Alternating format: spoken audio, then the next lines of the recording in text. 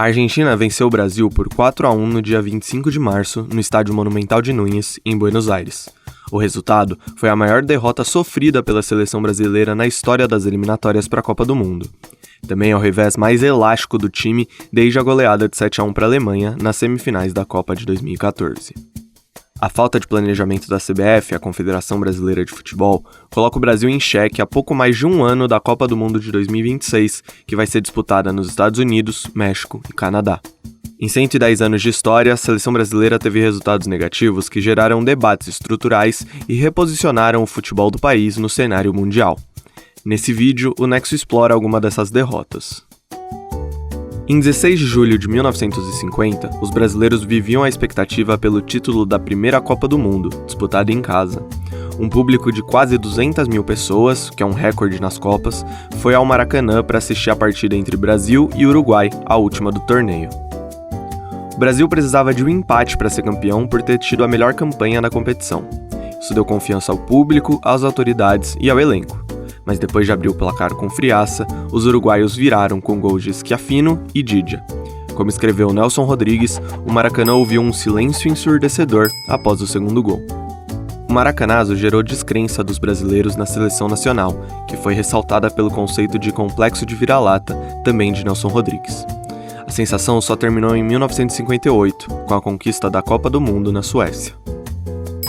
Outra derrota aconteceu em 1974, na Alemanha Ocidental. A primeira Copa do Mundo depois da aposentadoria de Pelé da seleção brasileira teve uma surpresa, o carrossel holandês, como o time da Holanda ficou conhecido. Liderada por Johan Cruyff, a equipe ficou marcada pelas trocas de passes envolventes e por jogadores que não guardavam posição fixa, podendo se movimentar pelo campo. Na segunda fase era preciso vencer a Holanda para chegar à final. O técnico Zagallo estava confiante na vitória, por isso estudou pouco o adversário. A derrota por 2-0 tirou o Brasil da final. E pior, a seleção brasileira ficou na quarta colocação, depois de ter perdido a disputa do terceiro lugar para a Polônia. O clima conturbado na seleção brasileira seguiu por mais um ciclo de Copa nos anos 1990. Depois de o treinador Carlos Alberto Parreira ter barrado o atacante Romário da convocação para as eliminatórias, o Brasil sofreu sua primeira derrota na história da competição que classifica para a Copa.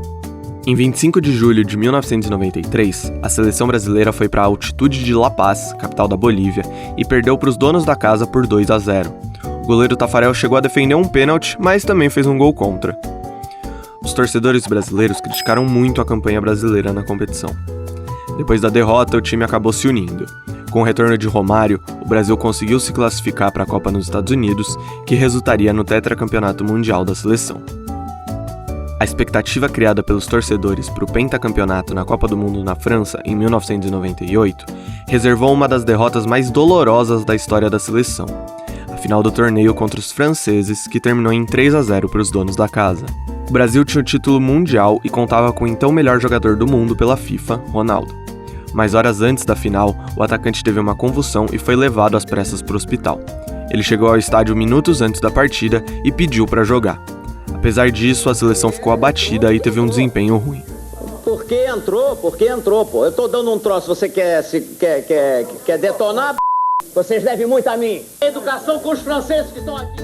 O 7-1 sofrido contra a Alemanha no Mineirão, nas semifinais da Copa de 2014, é a pior derrota da história da seleção. Os alemães marcaram com Thomas Müller, Miroslav Klose, Toni Kroos por 2 vezes, Sami Khedira e André Schürrle também por 2 vezes. Já o Oscar foi o responsável por fazer o gol de honra brasileiro. Assim como em 1998, o elenco brasileiro pareceu abalado com a lesão do principal jogador da equipe. Neymar tinha sofrido uma fratura na terceira vértebra lombar após ter levado uma joelhada nas quartas de final contra a Colômbia. Mas antes disso, o Brasil já vinha tendo uma campanha oscilante na Copa.